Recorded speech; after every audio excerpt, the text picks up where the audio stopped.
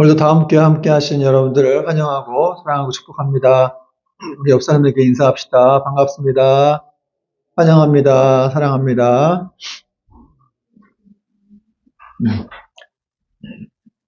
오늘 말씀 제목은 내가 사흘 동안에 일으키리라. 내가 사흘 동안에 일으키리라 라는 제목으로 말씀을 전하겠습니다.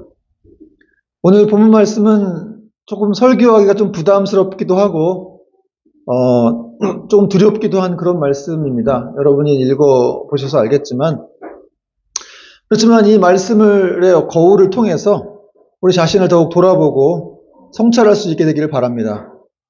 여러분, 우리가 잘 알고 있는 예수님은 보통 어떤 분으로 알고 있습니까? 예수님은 어떤 분이에요? 정말 사랑이 많으시고 온유하시고 인자하신 그런 분으로 우리는 알고 있죠. 그래서 또 죄를 많이 지어도 계속해서 용서해 주시고 또 긍휼을 베풀어 주시는, 자비를 베풀어 주시는 그런 하나님으로 알고 있는데, 오늘 말씀해 보니까 예수님이 그런 모습이 좀 없으십니다.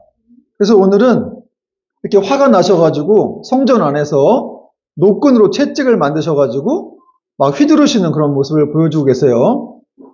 아, 예수님이 왜 이렇게 화가 나셨을까? 평소의 모습과는 좀 다릅니다. 오늘 말씀을 통해서 예수님이 왜 이렇게 화가 나셨는지, 또 그분이 진정 원하시는 것은 무엇인지 우리가 살펴보기를 원합니다. 13절 말씀 보니까 13절, 유대인의 유월절이 가까운지라 예수께서 예루살렘으로 올라가셨더니. 여러분, 여기 유대인의 유월절이라고 그랬어요. 사실 이 유대 사람들이 이제 구약의 율법에 따라서 1년에 3번 절기가 있어요. 유대인의 3대 절기라고도 하는데, 혹시 여러분 모르시겠죠? 유대인의 3대 절기? 유월절, 칠칠절, 초막절이에요. 유월절, 칠칠절, 초막절. 유월절은 무교절이라고도 하기도 하고, 또 칠칠절은 또 뭐 맥추절, 오순절 이렇게 또 얘기하기도 하고, 초막절은 장막절. 광야에서 이렇게 생활했던 걸 기억하기 위해서 장막 짓고 이렇게 일주일 동안 이렇게 생활하는 걸 말합니다. 하여튼 그 세 절기 동안에 유대인들은 항상 예루살렘 성전에 가서 하나님을 경배하고 예배를 해야 했습니다. 그래서 6월절 돼서 이렇게 예수님도 이렇게 예루살렘 성전으로 올라가셨던 거죠. 여러분, 6월절은 어떤 날인 줄 아시죠? 이스라엘 백성들 출애굽했을 때, 그때 이제 어린 양의 피를 그 집에 바른 이스라엘 집들은 하나님의 사자가 피해갔잖아요. 그래서 이제 6월 넘어갔다 그래서 영어로 이제 패스오버라고도 하는데, 패스했다는 거예요. 어린 양의 피를 바른 집들은. 그걸 기념해서 이렇게 지킨 절기가 6월절입니다. 제가 좀 제스처가 좀 이렇게 손가락을 좀 이상하게 해도 좀 이해하세요. 화면을 보다 보니까 좀 이상하게 나오더라고요. 6월절, 그런 절기인데, 그 절기에 이제 예수님이 예루살렘 성전으로 올라가신 겁니다. 그리고 거기서 예수님 뭐 하셨냐면, 이제 예루살렘 성전 안으로 들어가셔가지고 이렇게 그들이 어떻게 6월절을 지키나 이렇게 보셨습니다. 14절, 15절, 16절 보니까 성전 안에서 소와 양과 비둘기 파는 사람들과 돈 바꾸는 사람들이 앉아있는 것을 보셨어요. 근데 참 한 가지 더 말씀드릴 수 있는 것은, 이 6월절이 되면은 이제 뭐 이스라엘 전역뿐 아니라 외국에서, 여러분 외국에 사는 유대인들을 뭐라 그러죠? 디아스포라 유대인, 해외 교포 유대인들이에요. 그 사람들까지 다 이렇게 예루살렘으로 몰려왔습니다. 그래서 어떤 역사가의 보고에 의하면 200만이 넘었다 그래요. 얼마 전에 여기 뭐 여의도에 그 불꽃 축제할 때 100만이 모였다 그랬는데, 그래도 굉장히 사람이 많은 건데 예루살렘에 200만이 모인 거예요. 얼마나 인산인해를 이루었겠습니까? 그런 상황에서 예수님이 이렇게 예루살렘 성전에 들어가셔서 이제 어떻게 6월절을 지키나 이렇게 보셨어요. 15절 보니까 노끈으로 채찍을 만드사 양이나 소를 다 성전에서 내쫓으시고, 돈 바꾸는 사람들의 돈을 쏟으시며 상을 엎으시고, 비둘기 파는 사람들에게 이르시되 이것을 여기서 가져가라. 내 아버지의 집으로 장사하는 집을 만들지 말라 하시니. 아, 예수님이 지금 뭐 하신 거예요? 성전 안에서 갑자기 막 소나 양을 다 이렇게 내쫓으시고 노끈으로 채찍을 만드셔가지고 또 이 돈 바꾸는 사람들의 돈을 그냥 엎어버리신 거예요. 아, 우리 예수님 정말 한 성격 하시죠. 굉장히 이런 모습 보면은 예수님이 지금 뭐 하신 거냐면은 성전 안에서 성전을 청결하게 하시는 정화 작업을 하신 거예요. 왜냐하면 성전이 어떤 곳이에요? 하나님께 예배드리는 곳인데, 그래서 사람들이 지금 장사를 하면서 성전을 더럽히고 있었기 때문입니다. 그렇다면 여러분, 이 성전 안에서 장사하는 건, 뭐 파는 거, 이런 거 잘못된 건가요? 어떻게 생각하세요? 여러분, 오늘날에도 교회 안에서 뭐 팔잖아요. 참기름도 팔고, 뭐 바자회도 하고. 그러니까 이런 거는 어떻게 보면 뭐, 잘했다, 잘못했다, 어떤 이렇게 두 가지 이런 생각으로 나뉘어질 수 있을 것 같긴 한데, 중요한 건 뭐냐? 가치관, 목적이 뭐냐? 그렇게 하는 목적. 그러니까 유대인들에게도 사실은 이렇게 예수님이 이렇게 화를 내신 이유는 이 사람들이 잘못된 목적과 가치관을 가지고 여기서 장사를 했기 때문에 그렇다는 것이죠. 그래서 이 오늘 요한복음에는 좀 이렇게 부분적으로 나와 있는데 다른 공간 복음들 마태, 마가, 누가에는 예수님이 화를 내신 이유가 정확하게 나와 있어요. 왜 그러냐면 내 아버지의 집을 강도의 소굴로 만들지 마라. 너희가 만들었도다. 이런 말씀을 하신 거예요. 마태복음 21장 13절 보니까 그들에게 이르시되 기록된 바 내 집은 기도하는 집이라 일컬음을 받으리라 하였거늘 너희는 강도의 소굴을 만드는도다. 이런 내용이 누가복음 19장에도 있고 또 마가복음에도 있습니다. 그러니까 그런 말씀 통해서 유추해 볼 수 있는 것은 유대인들이 장사를 하긴 하는데 뭔가 불법의 냄새가 풀풀 풍기는 거예요. 그래서 명목상은 예배의 편의를 봐주기 위해서 이렇게 장사를 하는 것처럼 보였지만 사실은 그 속내를 들여다보면은 막 각종 이권 카르텔, 여러분 막 이렇게 카르텔이 뭔지 아시죠? 이권 카르텔, 경제적인 이권을 독점하는 거예요. 그리고 부정 축제 등으로 이 종교 지도자들이 막 막대한 부를 축적하는 그런 상황이었습니다. 몇 가지 예를 들면은 이 종교 지도자들이 어떤 사람들에게는 권리금 받고 장사하게 해주고 어떤 사람은 또 넌 안 돼 얘기하고 그 권리금 받고 장사하는 사람들은 또 그 입장에서는 폭리를 취해야 되겠죠. 권리금까지 냈으니까. 거기다 성전세를 내야 했어요. 당시에는. 그래서 성전 들어가려면 성전세를 내야 됐는데 외국에서 오는 로마나 또 그리스에서 오는 사람들은 자기들 나라 돈을 달러를 갖고 올 거 아니에요. 화폐를. 근데 이 화폐 갖고는 성전에 못 들어갑니다. 그래서 성전 안에다 이렇게 환전소를 만들었어요. 그래갖고 이제 돈 바꿔주면서 거기서 나오는 차익을 가지고 또 막대한 부를 이렇게 이 장사꾼들이, 종교 지도자들이 챙긴 겁니다. 또 성전 안에서 6월절 제사를 드리려면은 이렇게 소나 양을 끌고 와야 되거든요. 그런데 멀리서 그 양과 소를 끌고 오기가 쉽지 않잖아요. 그래서 이렇게 성전 안에서 또 거래소 같은 걸 만들어가지고 소나 양을 팔았어요. 그래서 그것들을 통해서 이렇게 쉽게 예배를 드리게 하려는 목적이 있었습니다.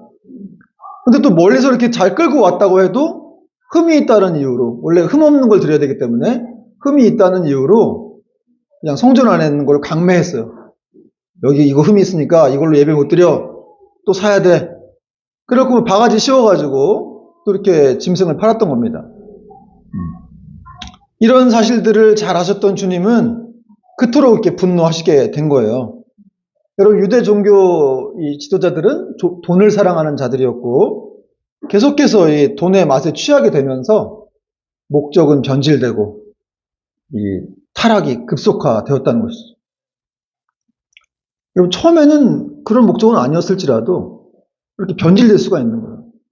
어떤 이 돈이라고 하는 것이 뭐 벌어도 만족을 못 줘요. 여러분 돈 많이 벌고 싶죠? 그러나 많이 벌면 벌수록 더 목마름이 생길 수 있다는 거예요. 그러니까 여러분 주님께서 지금 그토록 분노하시는 건 당연합니다.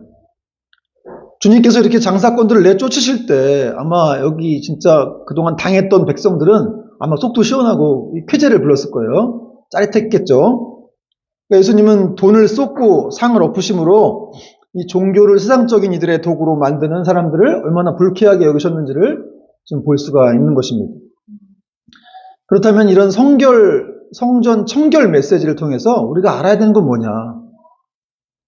여러분, 그것은 바로 겉과 속이 다른 그런 신앙생활을, 종교생활을 해서는 안 된다는 거예요.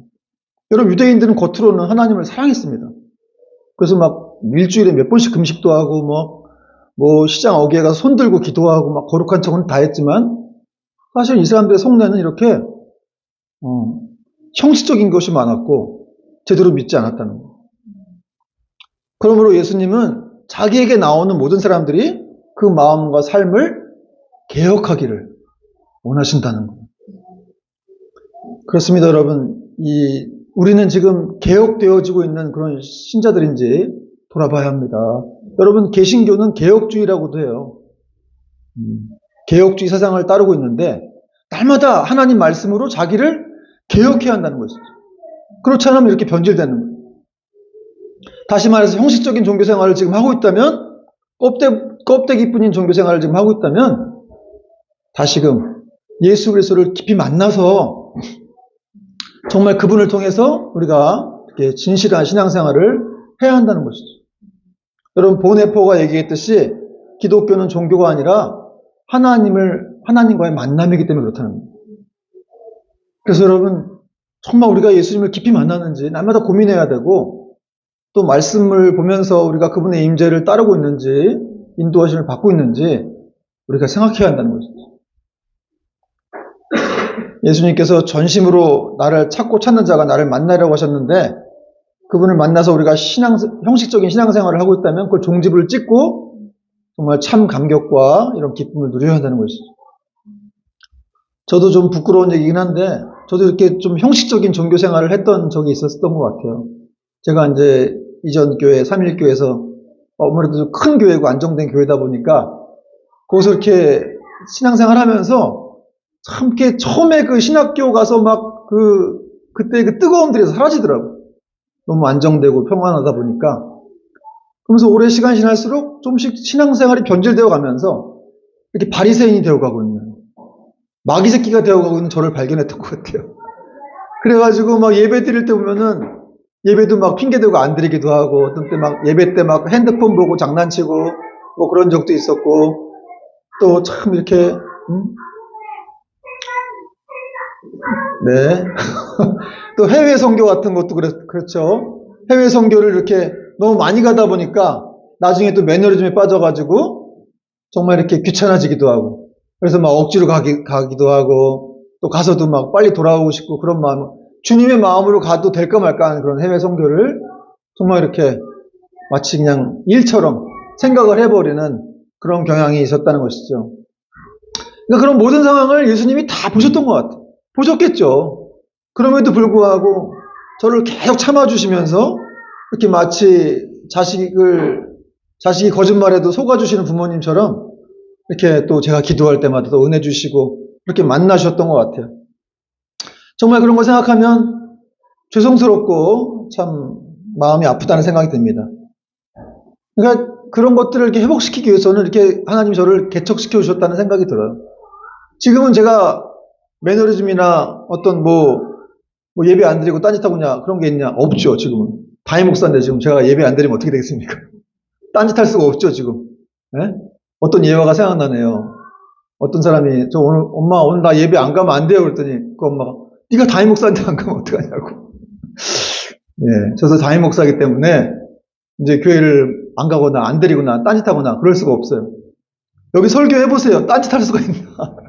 딴짓하는 여러분을 볼 수가 있지만 그래도 우리 교회는 뭐 딴짓하는 분도 없고 설교를 잘 들어주시는 분들이 많아서 참 감사합니다. 여러분 생각해보면 사람이 이렇게 익숙해진다고 하는 거, 저도 처음에는 안 그랬거든요. 근데 익숙해지면서 이렇게 변질이 왔어요.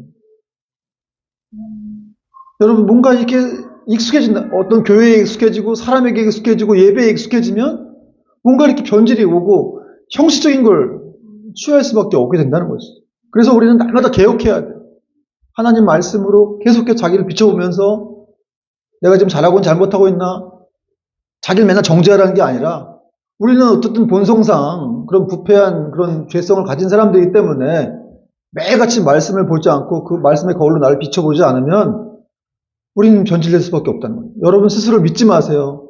여러분은 너무나 소중하고 존귀한 분들이긴 하지만 그러나 우리 안에는 타락한 본성이 있기 때문에 계속해서 뭔가 이렇게 막 하나님의 궤도를 벗어나려고 하고 또 그분을 떠나려고 하고 내 마음대로 하려고 하고 또 권력과 힘이 주어지면 또 막 아랫사람 누르려고 하는 그런 게 있다는 거죠. 부유해지거나 부자가 되면 또 하나님을 안 찾으려고 하는 그런 죄성들이 우리한테는 있다는 거예요.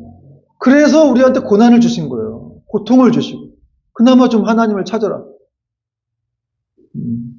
정말 이 고통과 고난이라고 하는 것들이 정말 하나님을 붙잡게 되더라고요. 제가 개척하면서 많이 느꼈습니다.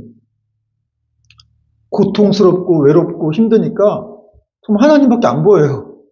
다른 걸 볼 수가 없어요. 이게 축복이라는 것이지. 여러분, 우리가 지금 제대로 길을 걷고 있다고 할지라도 계속해서 우리는 하나님 말씀에 붙잡혀서 우리를 개혁하고 또 그분께 나아가야 될 줄로 믿습니다. 그것이 바로 개혁주의라는 것이죠. 그런데 예수님이 이 성전 종화를 하실 때 제자들이 성경 말씀을 이렇게 또 생각했습니다. 17절 보니까 같이 한번 읽어봅시다. 시작. 제 아들이 성경 말씀에 주의 전을 사모하는 열심히 나를 삼키리라 한 것을 기억하더라. 이 말씀은 나중에 제 아들이 이제 기억한 건데 지금 요한이 이때 기억한 것처럼 이렇게 써놨어요. 주의 전을 사모하는 열심히 나를 삼켰다. 이게 무슨 말일까요? 주의 전을 사모하는 열심히 나를 삼켰다. 사실 이 말씀, 이게 삼켰다라는 말이 뭐 불태운다, 망한다 이런 뜻이에요. 그러니까 한마디로 이 말씀은 무슨 뜻이냐면 예수님이 하나님의 전을 사모하는 열심으로 자기를 내어놓았다 이런 뜻입니다. 자기를 망하게 했다 이런 뜻. 망하게 한 건 아닌데. 그러니까 다시 말해서 형식적인 예배가 아니라 우리가 제대로 된 예배를 드리게 하기 위해서 자기 목숨을 십자가에서 내어놓으신 거예요. 그리고 부활하셨죠. 여러분, 이런 사실을 우리가 제대로 안다면 예수님이 우리가 예배를 제대로 드리게 하기 위해서 자기 목숨을 내어놨다는 거예요. 이 사실을 제대로 안다면 우리가 예배를 건성으로 드리거나 막 억지로 끌려서 드려서는 안 된다는 거예요. 정말 예수님이 나를 위해서 대신 죽어주심으로 그 예배를 회복시켜 주신 것이거든요. 바른 예배를 드릴 수 있도록. 저는 이 말씀 묵상하면서 참 그런 생각이 들더라고요. 아, 그렇구나. 나는 지금 예배를 제대로 드리고 있는 것일까? 목사로서 설교를 하고 있지만 저도 예배자죠, 사실은. 여기 보이지 않는 주님이 앉아 계십니다. 그분을 위해서는 설교를 하고 예배를 드리고 인도하는 거예요. 나는 정말 제대로 드리고 있는 걸까? 우리 교회는 제대로 예배를 드리고 있는 걸까? 혹시 주님 오셔가지고 막 노끈 들고 와서 그것들 다 나가! 막 이러시는 거 아닐까? 아니, 진짜 오늘날 주님이 이 한국교회에 오시면 많은 교회들 중에 주님 노끈 들고 채찍 들고 너희들은 나가! 이렇게 하실 수 있는 그런 교회들도 있지 않을까 생각을 해봅니다. 왜냐하면 사람의 속을 보시는 분이기 때문에 우리 교회야 뭐 사람들이 많지 않으니까 그렇지만 여러 별의별 사람 다 있잖아요. 교회 안에도 진짜 구원 받았는지 안 받았는지도 모르는 그런 사람들이 앉아 있으니까 예배를 제대로 드리겠어요. 근데 그런 사람들 보면 정말 주님께서 이렇게 하실 수 있겠다 하는 생각이 들었습니다. 여러분 티모시 크리스텐슨이라는 분이 이런 멋진 말을 했어요. 예배가 우리가 행하는 것 가운데 하나에 불과하다면 모든 것이 세속적인 것이 되고 말 것이다. 그러나 예배가 우리가 행하는 유일한 것이라면 모든 것이 영원한 의미를 가질 것이다. 다시 읽어볼게요. 예배가 우리가 행하는 여러 가지 중에 하나에 불과하다면 모든 것이 세속적인 것이 되고 말 것이고, 그러나 예배가 우리가 행하는 유일한 것이라면 모든 것이 영원한 의미를 가질 것이다. 여러분, 우리에게 예배는 어떤 의미냐 이거예요. 여러분이 예배란 것이 여러분이 행하는 어떤 일들 중에 하나다. 그런 옵션 중에 하나다라고 생각한다면은 잘못됐다는 거죠. 하나님을 그렇게 여긴다는 거예요. 여러 가지 중에 하나. 그러나 정말 예배가 우리에게 유일한 것이라면, 하나님이 전부라면 우린 예배를 이렇게 드릴 수가 없다는 거죠. 예배에 목숨을 걸어야 되는 거예요, 사실은. 이 시간은 지금 하나님을 만나는 시간이기 때문에 그렇습니다. 하나님 말씀을 듣고 또 그분의 은혜 가운데 우리가 풍성함을 누리게 해야 되는 시간이기 때문에 정말 이 시간을 가장 소중한 시간, 다른 것과는 비교가 안 되는 시간이 사실은. 여러분이 우리가 삶 속에서 얼마나 힘들고 어떤 일을 겪는지 몰라도 이렇게 예배 드릴 수 있는 그런 성도로 우리가 부르심 받았다는 것만으로도 사실은 아주 큰 놀라운 축복을 지금 입고 있는 것이죠. 왜냐하면 하나님 그분을 대면하고 있기 때문에 그렇습니다. 여러분, 다른 어떤 곳과도 비교하지 않는, 또 하나님만이 전부가 되는 그런 예배를 드릴 수 있기를 바랍니다. 성전을 정화시키는 예수님을 막지 못하던 유대인들이 딴지를 걸었어요. 18절 보니까 이에 유대인들이 대답하여 예수께 말하기를 네가 이런 일을 행하니 무슨 표적을 우리에게 보이겠느냐. 무슨 말이냐면 과연 네 행동이 하나님이 하시는 것이라면 증거를 보여달라. 유대인들이 딴지를 걸은 거예요. 너 지금 뭐 하는 거야? 네가 뭐라고 이렇게 성전 청교를 지금 하는 거야? 그때 예수님께서 이렇게 말씀하셨습니다. 19절 말씀 같이 한번 읽겠습니다. 시작. 예수께서 대답하여 이르시되 너희가 이 성전을 헐라 내가 사흘 동안에 일으키리라. 오늘 말씀 제목이기도 하죠. 내가 사흘 동안에 일으키리라. 이 성전을 헐라 해서 성전은 이 예루살렘 성전 건축물을 말하는 거예요. 그걸 헐어버리면 내가 사흘 동안에 일으키겠다는 거예요. 유대인들이 이때 알아들었을까요? 못 알아들었을까요? 못 알아들었어요. 무슨 말인지 모르겠어요. 예수님이 이상한 말을 하는 거예요. 그랬더니 유대인들이 이런 말 합니다. 20절 보니까 유대인들이 이르되 이 성전은 46년 동안의 지었건을 네가 3일 동안에 일으키겠느냐 하더라. 21절 그러나 예수는 성전된 자기 육체를 가리켜 말씀하신 것이라. 22절 죽은 자 가운데 살아나신 후에야 제 아들이 이 말씀하신 것을 기억하고 성경과 예수께서 하신 말씀을 믿었더라. 증거를 보여달라는 유대인들의 말에 예수님은 유대인들이 알아듣지 못하는 말로 너희가 성전을 헐어라. 내가 3일 만에 일으키겠다라고 말씀하셨습니다. 여러분 당시 성전은 예루살렘 성전은 주전 BC 24년에 착공을 해가지고 예수님이 이 말씀하시던 때는 46년이라는 세월이 흐른 시점이었어요. 그러니까 그래서 유대인들이 예루살렘 성전이 지금 46년 걸렸는데 네가 지금 어떻게 3일 만에 이걸 다시 짓겠느냐라고 지금 반문을 한 것이죠. 그리고 실제 완공은 또 10년이 더 지난 다음에 완공이 되었는데 짓고 나서 7년도 채 안 되어가지고 이 성전이 진짜 예수님의 예언대로 무너졌습니다. 로마가 쳐들어와서 다 성전을 무너뜨려 버렸어요. 로마의 티투스 장군에 의해서 황제죠. 그런 역사 기록이 나와 있습니다. 실제로. 그러므로 예수님께서 이렇게 유대인들에게 대답할 당시에 이 예루살렘 성전은 46년 동안 공사를 한 것인데 예수님이 사흘 만에 새로 짓겠다고 하니까 유대인들이 황당한 거예요. 뭐야 지금? 너 뭔데? 근데 여러분 이렇게 예수님 지금 말씀하시는 어떤 이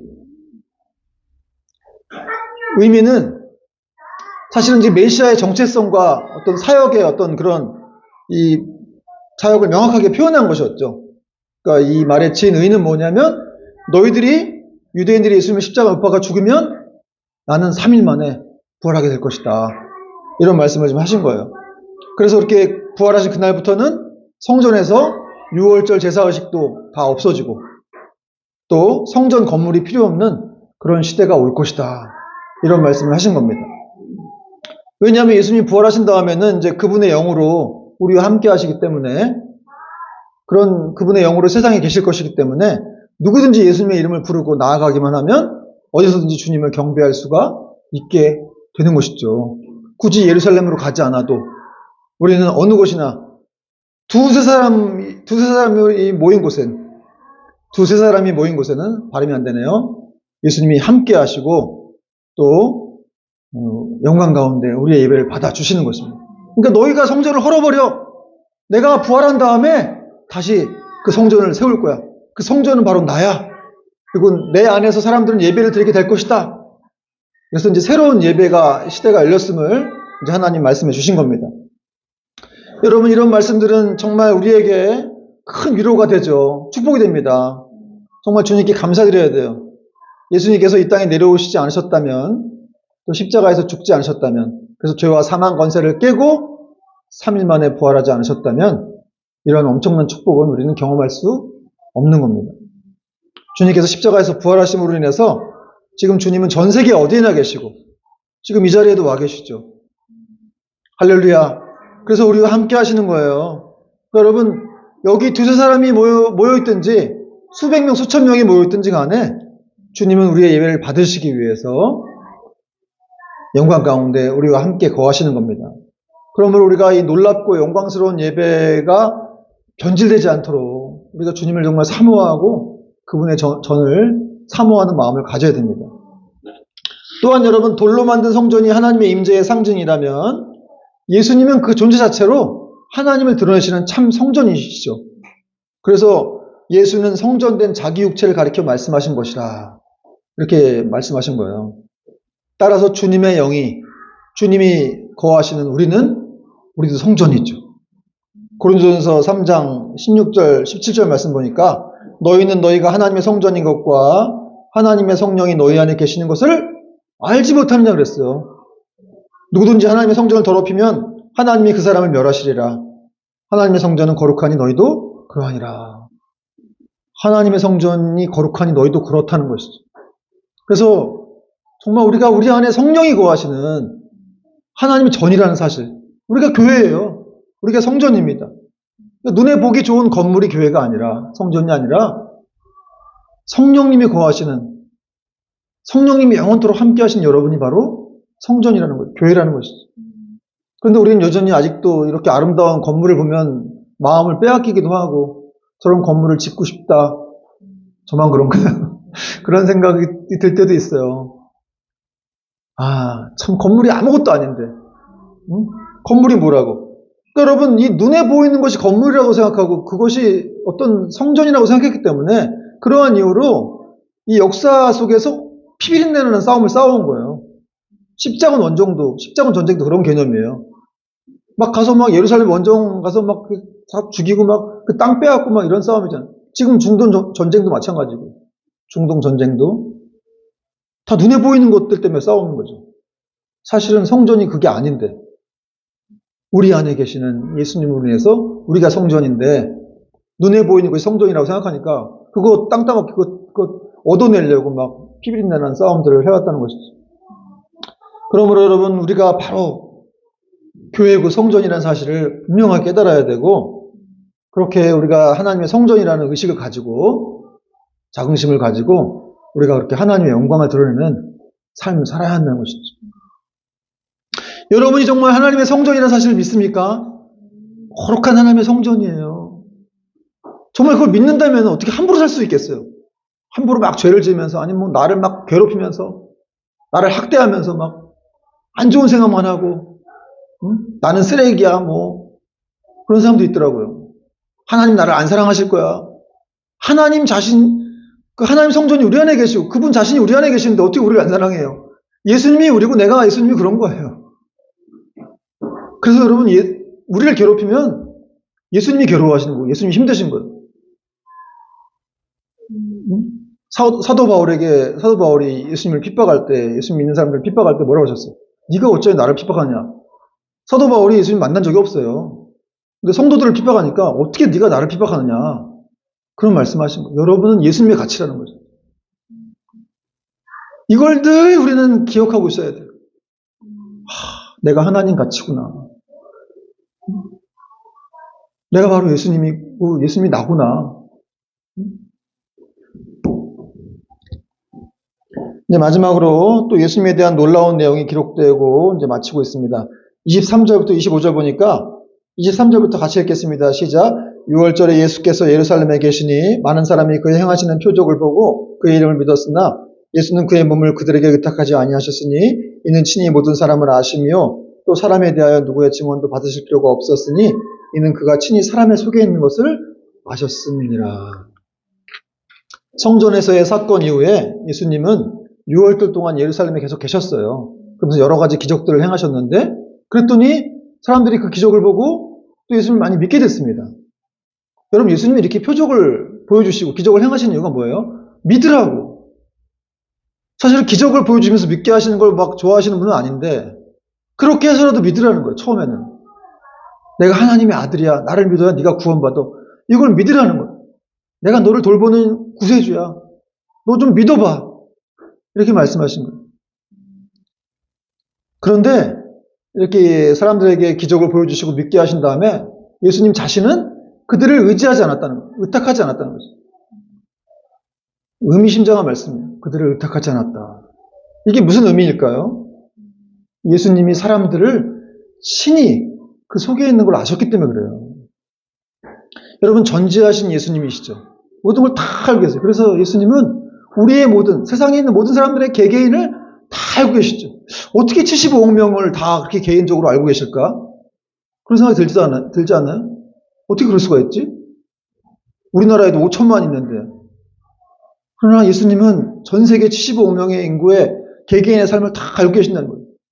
그들이 어떤 생각을 하고 있는지, 또 얼마나 약한지, 또 어떤 일 때문에 갈등하고 고민스러워하고 힘들어하는지도 다 알고 계신다는 거예요. 그래서 그들의 마음속에 있는 것을 다 아시기 때문에, 즉 사람의 마음이 얼마나 약하고 잘 변하는 존재인지를 아셨기 때문에 그들에게 기대지 않았다는 거예요. 이런 말씀 제가 보면서 예수님이 참 외로우셨겠다.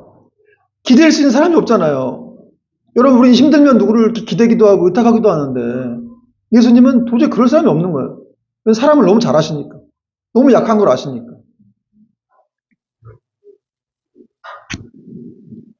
그럼에도 불구하고 주구장창 기대는 하지 않고 사랑과 은혜만 계속 베푸셨다는 거예요.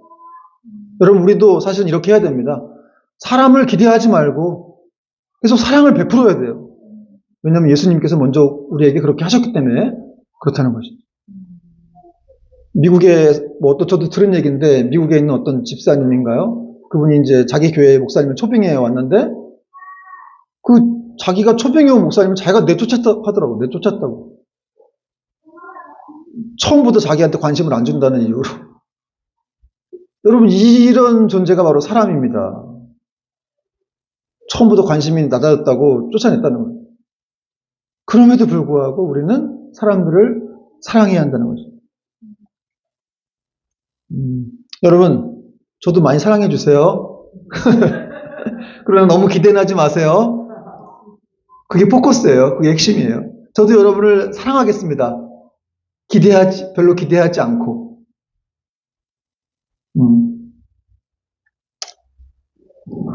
그러나 여러분, 우리가 그렇게 조건 없는 사랑을 할 때 우리 주님께서는 우리를 더 사랑해 주시고 돌봐 주실 것입니다. 여러분, 사도 바울이 이런 말 한 적이 있어요. 내가 너희를 더욱 사랑할수록 나는 덜 사랑을 받겠느냐? 내가 너희들을 더 사랑하면 할수록 주님은 나를 더 사랑할 것이다. 이런 말이죠. 여러분, 우리가 난 도대체 이런 사랑만 해서 대가도 없는 사랑만 하고 난 너무 힘들다 생각할 수 있지만 그렇게 사랑할수록 우리 주님은 우리를 더 깊이 사랑해 주시는 겁니다. 말씀의 결론을 맺겠습니다. 여러분, 주님은 성전을 청결하게 하셨습니다. 그리고 십자가에서 친히 죽으시고 참 성전이 되어주심으로 건물 성전 시대를 종결하셨어요. 그리고 예수 성전 시대가 오게 하신 것이죠. 그러므로 교회를 움직이는 것은 이런 세속적인 힘이나 어떤 건물의 크기, 또 경제적인 원리가 아니라 우리 주님의 십자가 사랑인 줄 믿으시기 바랍니다. 교회는 서로 경쟁하고 이득을 얻으려는 장소가 아니라 하나님의 사랑과 임재를 구하는 그런 곳입니다. 그래서 교회는 예수님을 주인으로 섬기면서 진정한 자유를 누리게 되는 것이죠. 또한 우리는 참 성전이신 예수님을 마음에 모심에 따라서 우리가 성전이 되었습니다. 할렐루야. 여러분, 이스라엘 백성들이 성전과 성막을 통해서 보호를 받았죠. 거기 찾아가서 기도도 하고 그 하나님의 임재의 상징인 성전과 성막을 통해서 그들이 적들로부터 위협을 받을 때 보호를 받은 거예요. 그럼 우리는 이제 어떻게 보호를 받느냐? 하나님의 사랑과 위로를 우리는 우리 안에 계신 그 참 성전 되신 예수님을 통해서 우리는 받는다는 거죠. 우리 안에 계신 예수님이 계시기 때문에 우리 안에 참 성전 되신 예수님이 계시기에 그분으로부터 우리는 보호를 받고 위로를 받는 거예요.